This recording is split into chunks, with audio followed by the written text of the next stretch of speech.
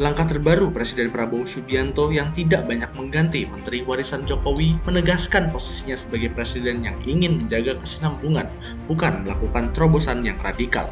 Menteri Sri Mulyani memang diganti tapi bukan disingkirkan.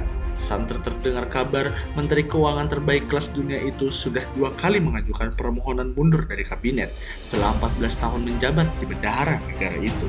Antara lain, karena kecewa tak ada perlindungan ketika rumahnya dijarah massa dalam demo rusuh di Ujung Agustus 2025 lalu, boleh jadi merupakan puncak kekecewaannya. Mengutip Kompas Online, ekonom Panen Sekuritas Felix Darmawan mengatakan, pergantian posisi Menteri Keuangan dari Sri Mulyani Indrawati ke Ketua Dewan Komisioner Lembaga Penjamin Simpanan atau disingkat LPS, Purbaya Yudi Sadewa berdampak pada pasar. Pasalnya, Sri Mulyani sudah dianggap sebagai simbol kredibilitas fiskal Indonesia di mata investor global. Sedangkan pejabat penggantinya masih nobody di barisan Menteri Keuangan dunia.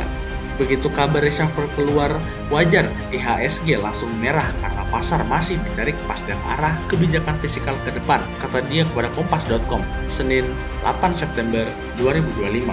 Dengan mempertahankan figur kunci seperti Kapolri Listio Sigit Prabowo, Mendagri Tito Karnaviawan, dan Menteri Energi dan Sumber Daya Mineral Bahlil Lahadalia, juga Andi Amran Sulaiman sebagai Menteri Pertanian, Sakti Wahyu Trenggono Menteri Kelautan dan Perikanan, dan Erick Thohir Menteri Badan Usaha Milik Negara, menunjukkan bahwa stabilitas politik dan keamanan lebih diprioritaskan oleh Presiden Prabowo Subianto.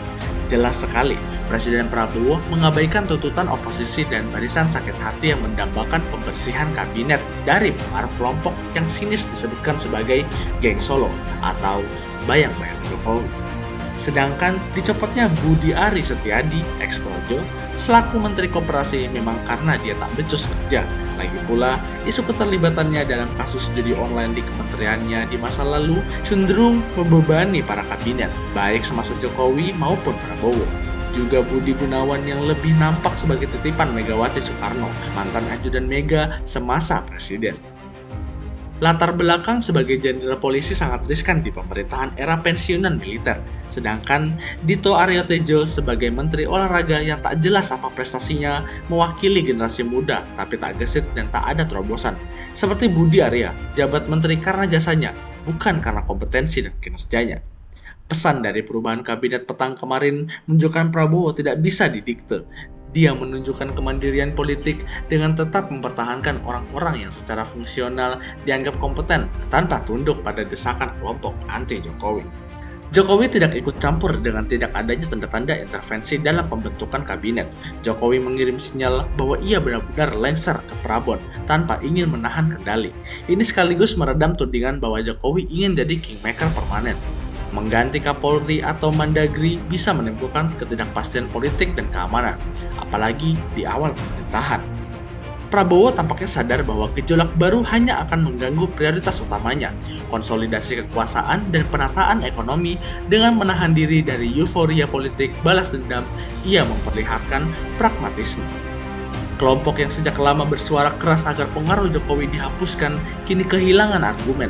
Narasi bahwa Prabowo hanyalah kelanjutan Jokowi bisa diputar balik. Prabowo bukan perpanjangan tangan Jokowi, tapi juga bukan sekedar alat oposisi.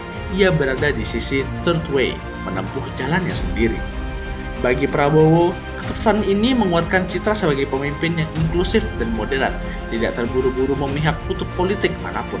Bagi Jokowi, meskipun orang-orangnya masih ada di kabinet, itu lebih karena kebutuhan politik Prabowo, bukan jasa Jokowi. Dengan demikian, Jokowi aman dari stigma mengendalikan pemerintahan baru.